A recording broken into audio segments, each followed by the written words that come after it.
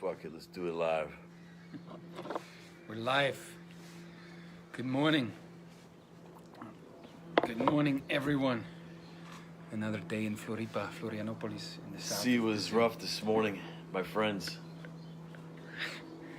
The sea was wild that day, my friends.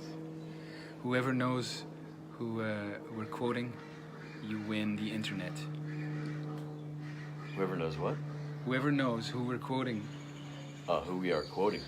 you win the internet. So, yesterday, our friend, a young man who's thinking about coming down here to live with us, be mentored, he was asking me about, he's like, Michael, I've tried to apply the stuff you and Hans are talking about on your podcast. And I think we've just vaguely talked about our contracts, our rituals, this sort of thing. We haven't really given instruction on it. But he was like, I've been trying to do it. Yes. Man, I can't do it. I gave him my ritual, so he knows the steps. Yes. But knowing is not enough. Knowing is not enough. I told him it's probably most powerful because it is complicated. It's so powerful, but it takes attention day after day after day for several weeks to really hone it, and then it typically takes like someone to do it with you. So I think it's best done in mentorship, but I think that's the biggest part. If I look at me, that's the thing that completely changed it. If I have one other man who does it with me, yes, I will not be the weakest link. yes, No, and that's the thing that changes it. If I have one other man doing it with, I'll do it. yes. But without, it's very hard for me.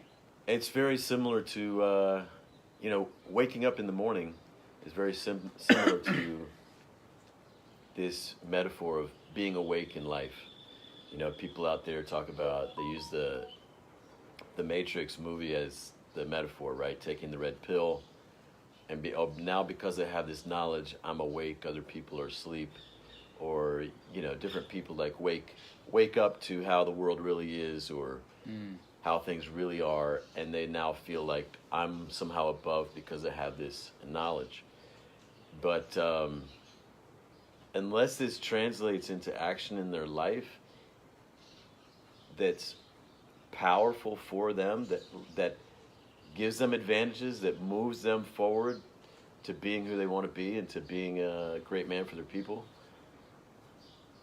to me, they're not awake. Just because you have read something or learned something or you know something, that's like, so what? That's such a low level to me that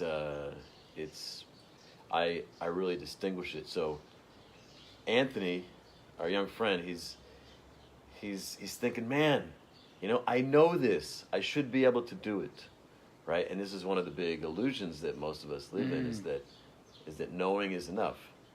Knowing is not enough. You need to be awake to it in the moment. And how I distinguish awake is the knowledge is so integrated with your values and with this moment that you naturally feel like taking action. And so it's a process to awaken. It's like waking up in the morning. You can know something, but you can be asleep in the sense that Yes.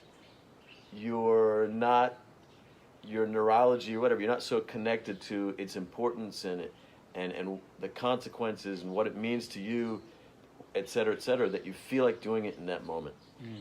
It's not unlike being committed.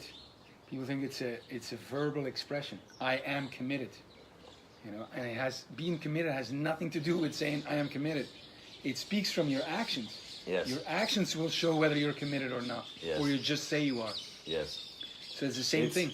If you think back to the inner conflict diagram, I'm committed is an easy rationalization for not really feeling the pressure to be committed. It can be better to not say I'm committed and to deal with, like, am I committed? Am I committed? Am I committed? That way you could be much more likely to be to take the action. So knowledge is not enough. It could even be worse. It could be the knowledge could be the reason why you're not acting. You know, Right, feel it's- good enough not acting. This is what brings up this other distinction I want to talk about today, because, and it's dealing with truth. So, the way that we allow ourselves to go back to sleep when we compromise. Let's say, you know, I'm feeling pressure from Hans to make a commitment, you know. So I say, okay, I'll do it. I'm committed, right? And now I'm comfortable again. Now he's not in my face anymore, you know. Now I can just go back to relaxing. This is a daily occurrence here. And the way this works is if in that moment you say it in a way that you believe it's true. Mm-hmm. And this is usually to yourself, right? Hans might be talking about, am I committed? And in my mind I think, yeah, I'm committed. And then it's not like I actually say it to you necessarily, but I could just think it to myself.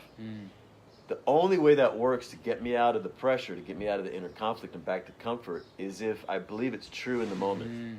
So we'll tend to say these things, these narrations to ourselves with a quality of emotion, or hear it in our head with a quality of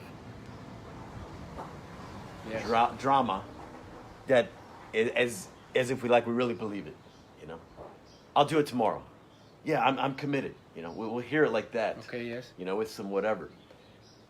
And the only way it works is if in that moment we believe it's true. So we essentially, our mind, it's not like we're consciously doing this, but our mind is using truth to betray us totally. To betray our values, What do you mean betray truth our honor. is using truth? Like, give a concrete example. Say I recommit to being vegan. Say I'm not gonna eat any more cheese, you know, and I commit to it.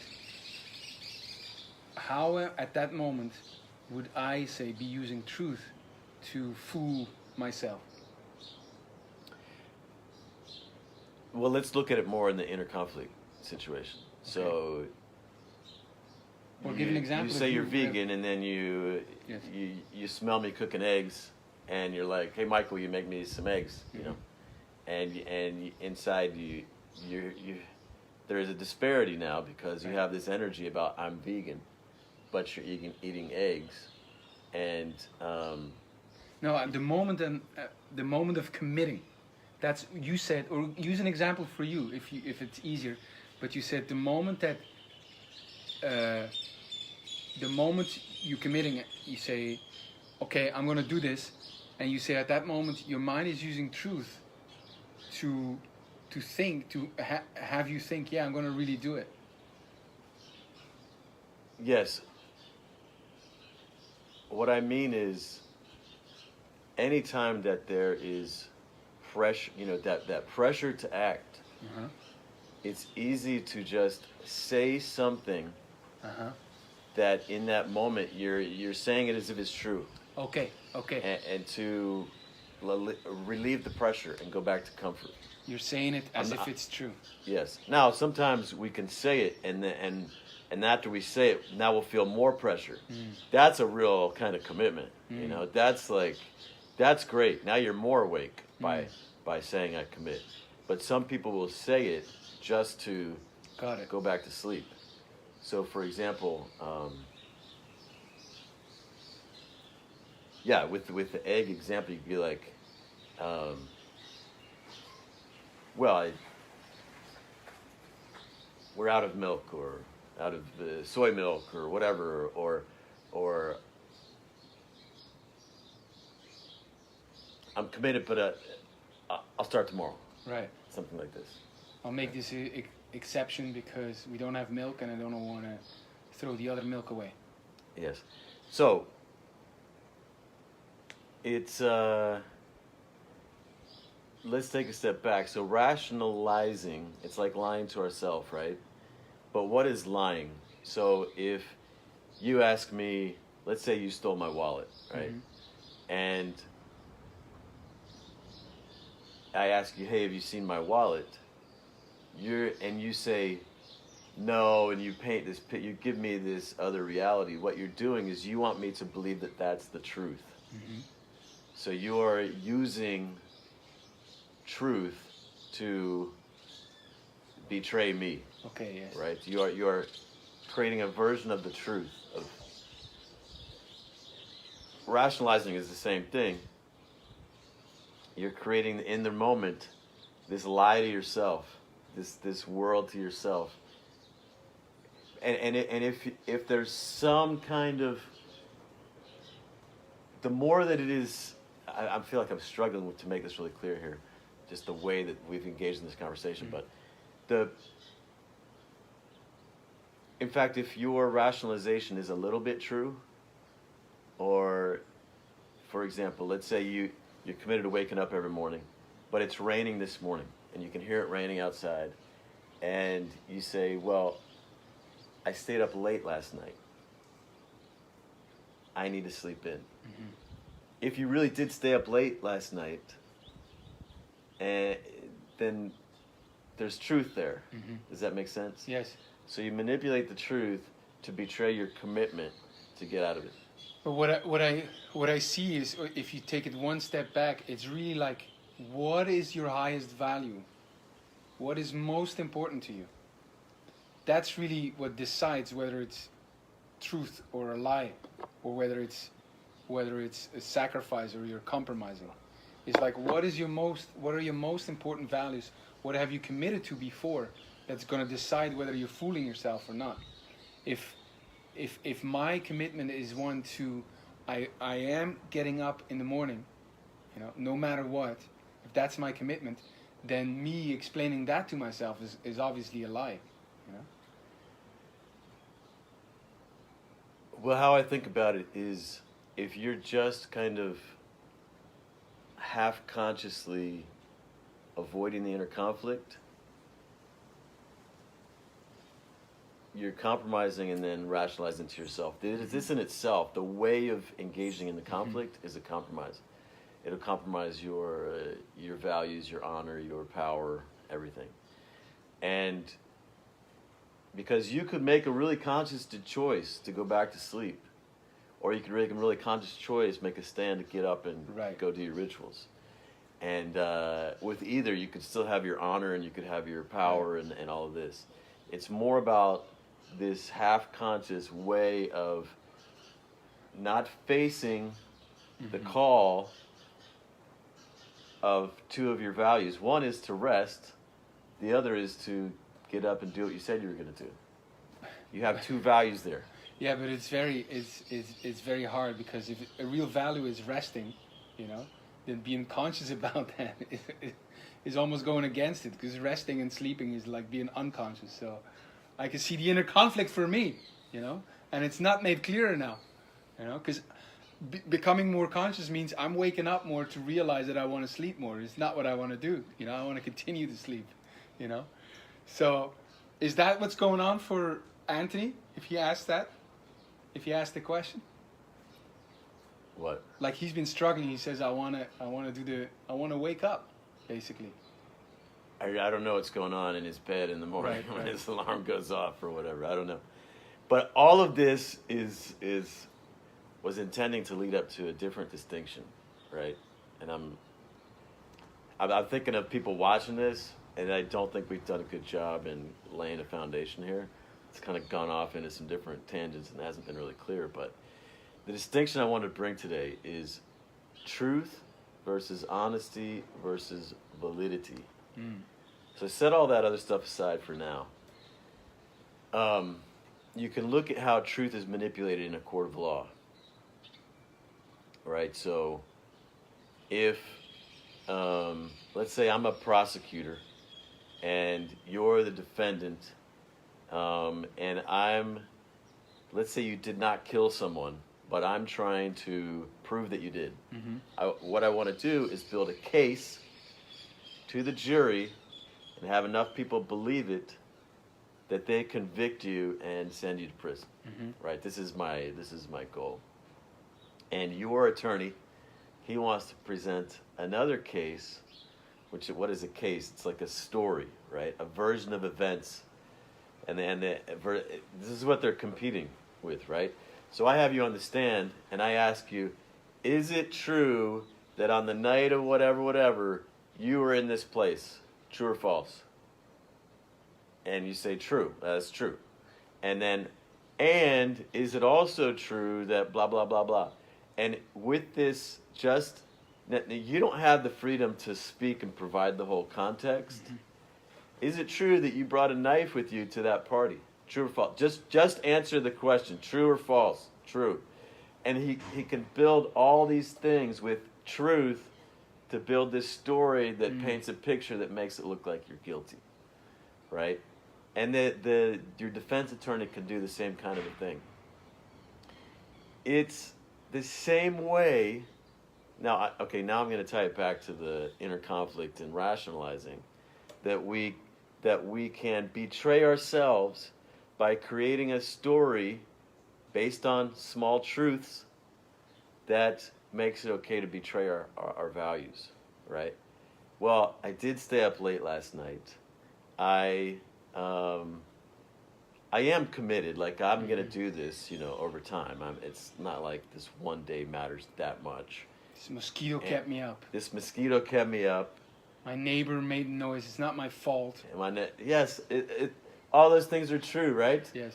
All those things together can build a case that makes it okay for you to not get up in the morning. Does that make sense? Yes. But it's true. Yes, and we use that. Yes. It's like we use that truth. We can do the same thing if, let's say, a girlfriend confronts us about whatever, and we don't want her to know the full story. We could give her some truths to it that paint a certain picture in her head that's different than the reality.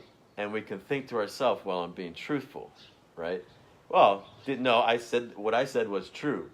But if we're honest, and here's where we go to honesty, we are not giving her the full picture. And this is the difference between truth and honesty. Truth is just... You didn't lie. Truth is about, is there a tree right there? Yes, there is a tree right there. Is there a fence over there? Yes, there's a fence right there. It's just like, does one thing that I'm saying, does it correspond to reality? Yes. But it leaves out it might leave out the full context. And it's like on the stand, is it true that you were there on the night of whatever? And then you say yes, and the jury's like, because in the jury's mind, they're like, oh, they can see the story's coming, right? And he won't let you say the full context, but you can say like the honest, like the full picture. Let's be like the full honest picture is, yeah, I was there because of this, da da da da da da, and then you give the full picture. So this is is that? Yes. Okay. Now, here's how honesty is not enough. When it comes to waking up, when it comes to taking full responsibility in our lives, and it has to do with this way that we narrate or rationalize or create the story that we're living inside of. You can also give me that full picture of all those truths about last night. A mosquito kept me up. The neighbor was loud. Blah blah blah blah. Like all of that. Like I'm being honest. Like all of that's true, right?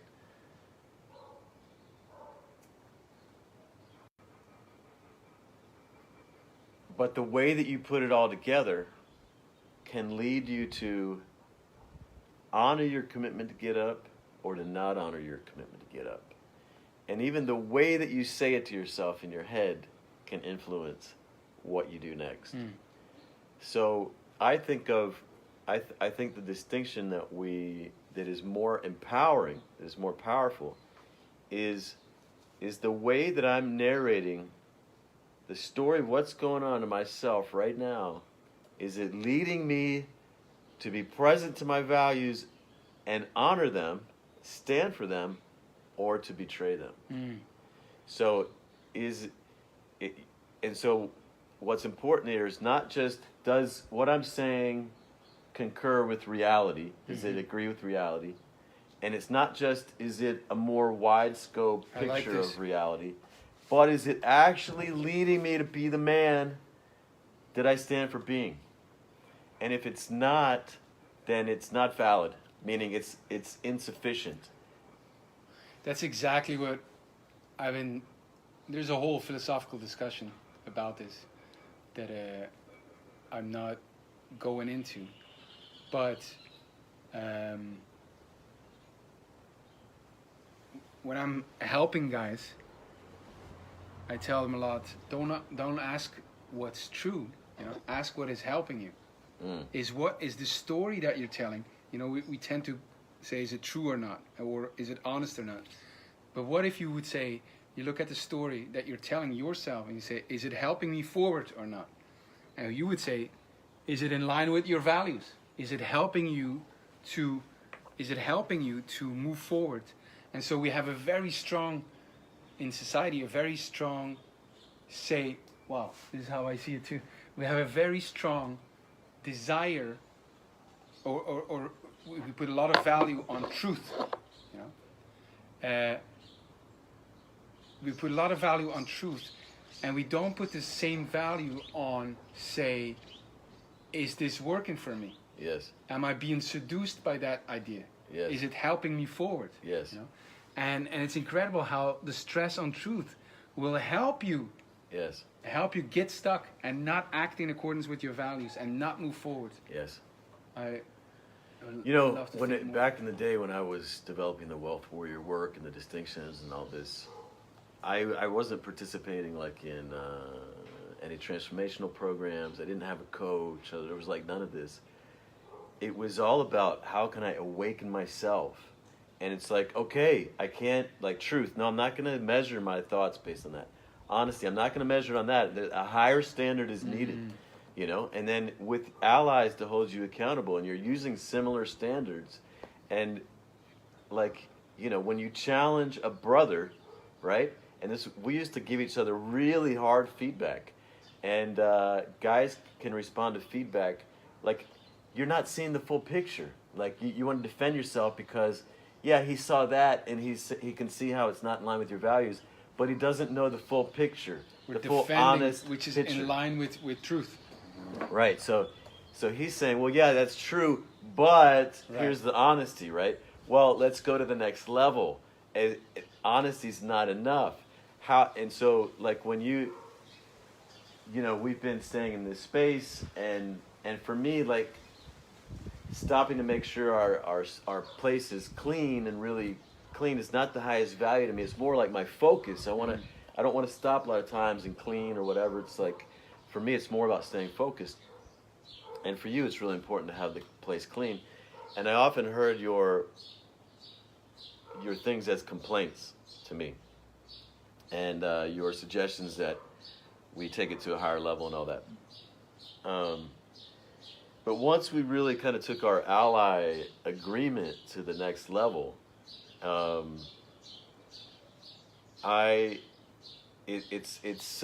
I know the alliance dynamics. If you challenge me, and I constantly, or you bring me criticism, and I constantly don't take it in and find a level up, maybe you'll stop doing that, right? And I'll stop leveling up as much. And if I stop leveling up as much, you might stop leveling up as much. It's such an upward spiral, downward spiral thing. So I want to take in what you bring to me, because I want you to keep bringing things to me. Right. Because like I say, I'm committed to this. We deceive ourselves so much. We put ourselves back to sleep. Right. This default self-guidance system wants us to go back to the being comfortable at the lower level. Yes. So like, you can see it more from me and when I'm not doing it. So I want you to say it. That's why, two things. That's why, one, we don't need gurus who are teaching us what we need to know. Yes. We need brothers who hold us to act in accordance with your values. Allies. Yes. And so it means the very practical thing is when you see your stories, when you see your own stories, your own narrations, what you can look at is, instead of saying, are they true or not, see, are they helping me forward or not? Are they helping me to act in accordance with my values? Are they helping me level up? Yes. And that's a great awareness, I think, if you are in a moment of, say, I'm waking up, you know, and I want to sleep, and I say, well, fuck, mosquitoes, and you notice, yeah, it's true. If you can at that moment, Anthony, if you can think at that moment, is this helping me to level up? Is this working for me, what I'm telling myself now? And if not, change it. Yes, You know? and an even higher level is thinking of the alliance. How is this going to impact Michael being committed to wake up? Right. Because if Michael stops being committed to wake up, it'll be easier for you to not wake up more days, right? And the whole thing could go down like this. But yes, and they're both the same in the sense of, you stop asking, is this true or not? Start asking, does this work or not? And it's funny because I never saw it, but now I do. It has been at the core of everything I do. You know, even in my philosophy studies. You know, it's not about truth. I write in the book too. If you know, truth is it's just one of the virtues. You know, and I think it was Mark Twain, who said, "Never let the truth get in the way of a good story." Never let the truth get in the way of a good seduction. Never let the truth get in the way of your higher self. Think about so what we tend to do is, here's a great way of thinking about in terms of like your conscious mind. You can only focus on so much at one time. Like, consciousness is being conscious of something, right? We're not always conscious of everything that we've ever thought and whatever. We're like, consciousness is focus in a way. So it's like think of it like a beam of light. You have all this knowledge in here that you can recall. You can go and turn the lights and look at this. But at any one moment in time, you're seeing it some way. You know, and you can see, it's cloudy today, and all these things, just these truths. You see one the mosquitoes book in the library, and the whatever. It's gray outside. It's raining. This is my reality right now. This is all I'm kind of focused on. And what people will do is they will choose not to shine their light on other aspects of reality or other things that they know. But honesty is like having the light go all over, like look all around. What's the full picture? This is honesty. And so a lot of people will, and this is true in like a lot of religions, there's certain things you're not supposed to think about. So like there's certain thoughts, parts of reality, explorations, questions, keep them in this corner over here and don't open this door, right? Just look here and have everything straight lines, truth between all the things that you're willing to look at. Things that could contradict it, don't look at those. The evidence that could point out how your other stuff is not an accurate map, just don't look at those parts of reality, right? So this is the difference. Like so honesty is a much higher level than truth. Like, if you think about, and there was an organization I was really paying attention to back in the mid and late 90s and early 2000s, and it was all about, being fully integrated. Like, it's about taking in everything. It's about they talked about wide scope honesty, right? So not just looking around here, but like, am I facing everything? Like, really take it all in, you know? All of reality. Because normally there's the things that we're afraid to look at. Especially the shit that we fear, right? Like, if you really confronted how great you could be, and then how much pressure you might feel to actually become that man. Whew, whew, whew. You know, there's a lot of energy there. Fuck. Yeah, there's a lot of energy there. Face it. In the face of, you know, this mountain, I stand for being in spot, you know?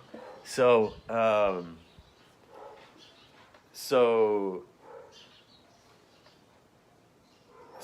there's truth. Okay, with the things that I'm willing to look at right now, yeah, it's true.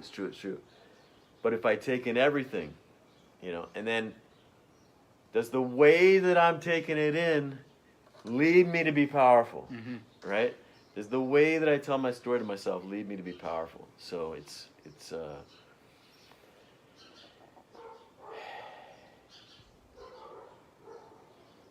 Yeah, I think our ideas converge there, and I didn't see it before. You know, there's other virtues than truth.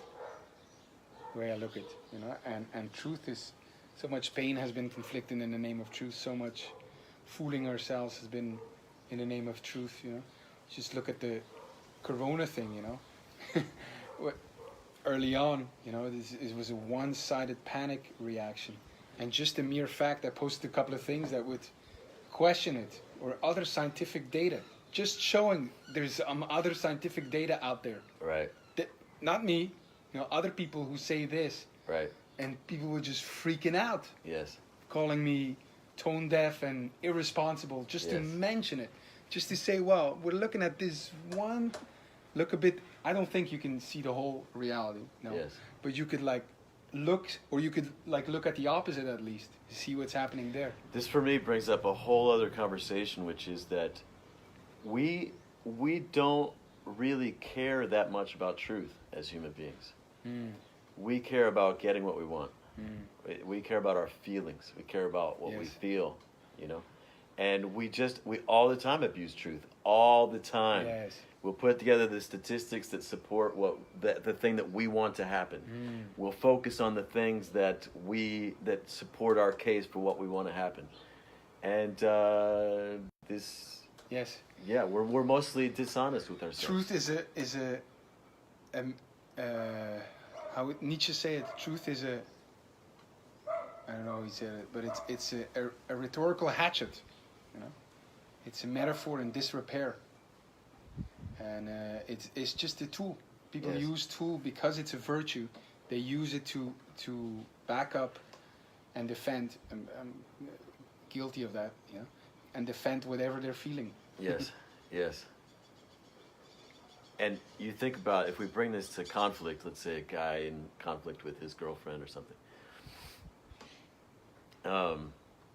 She might come to him making a case, she's pissed off. She makes a case that he's a Right. total piece of shit, he's a loser, whatever. And she has evidence, right? You Yes. did this, da, you said this, da, da, da, da. And all these things can be true. Yes. But if she only says these things and she leaves out all the context of how he's great and the things that he did and whatever, and then it leads him to fucking attack her or leave or put himself down and not take action or whatever, like, what's the result of her doing that? And like, if he can understand, the more he can understand that, think about validity. Yes. You know, Validity with what? he can, okay, so he could be like, yeah, she's right, it's true, I did all that, it's true that, yeah, I'm a piece of shit. And then that leaves you where? And then Right. you just kill yourself, or you yeah, I don't deserve her, you leave, or you don't like what she's saying to you, so you fight her, or something. Like, all those things are not leading you to greatness, Right. to becoming a more powerful man, to leading the relationship to greatness. Even if you take validity with your own greatness, you could put the validity with the greatness of that relationship. Like when I went through this process myself, or when I hear guys talk about like radical honesty, you know, I'm like I'm just speaking the truth, you know. I'm like, you don't know, you haven't been relating for a long time or well to even speak in that sense, you know, as if honesty is such a straightforward concept, being aligned with truth, you know. And like, I went through a process where I would become radically honest, let's say, and speak my truth, not the truth, but speak my truth, you know. And that too was a rhetorical hatchet. It was ammunition for me to, in the relationship, to be strong and be able to say if something bad happened, well, I told you, you know. And then honesty became way more of a relational concept, the way I say it. It's a relational concept, which means it's not semantical difference, but it's not just in line with truth, honesty. It is in line with what's needed from me to act so this relationship goes higher. So it's a win-win-win, you know. And then you would come in a situation where I, who really preach radical honesty, I want to speak honest, you know, for the protection of the girl and the relationship to the higher goal, that I would have to lie, which means I have to speak not in accordance with the truth, because at that moment it means less. It's not that important. And just because the validity is with the relationship, the validity is with us growing higher. And I notice that she is asking me things she's not really curious about, but she can help herself from asking. And so I'm acting in accordance with the validity of the relationship, the values I have for that relationship. And even that I would go into my own, one of my highest goods, you know, which would be the honesty, you know. And it's a difficult concept to grasp for most guys. Yeah. And I in that kind of a situation, I challenged myself to find a way to be honest. Yes. And lead it to greatness. Yes. Because I'm really, what I fear is that if I let myself slip, if I let myself start getting away with dishonesty, yes, then I can start closing down my, like, to me, honesty, it's not about necessarily honesty with another person, it's self-honesty. Yes. That's the most thing. I don't want to start lying to myself, because then my power to face everything. 100%. And I'm talking about when we were shining the light, it's like at some point, you know, your partner does not want to shine, or is not ready, or the relationship is not ready to have the light be shone on that right now, you know. And I learned for myself, because I would do it. No, look at it. It's the full spectrum. Yes. We got to look at it. Or and not right in that moment. Exactly. Right. And I would destroy relationships in the name of honesty. Right. You know? Like right. self-honesty, to me, I think in relationships, I don't know. That's a different thing. But when I think of the example that I just gave, is the honesty.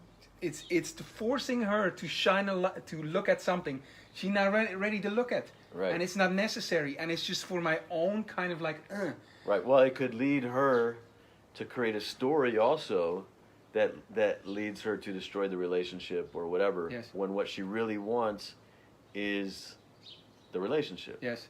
So yeah, it's when we go through a period of like we express ourselves, and we need to, and we as men we not necessarily do it all the time, and so this self-expression is very important, but it comes sometimes. You know, if we haven't learned yet how to be inclusive, how to bring that, it just destroys things. And we defend it in the name of, I'm just being honest, you know, I'm just speaking truth. I'm thinking a lot of what we talked about today kind of builds on conversations that you and I have had a lot in the past. So I don't know how much people are going to follow this, but right. But anyway, yeah, it's. Well, we weren't aware that you guys were there. Jeff, Adam, Stefan, Andrew. I think it's great. Good exploration. Yes. I'm looking as you look for something. Hey, Jeff.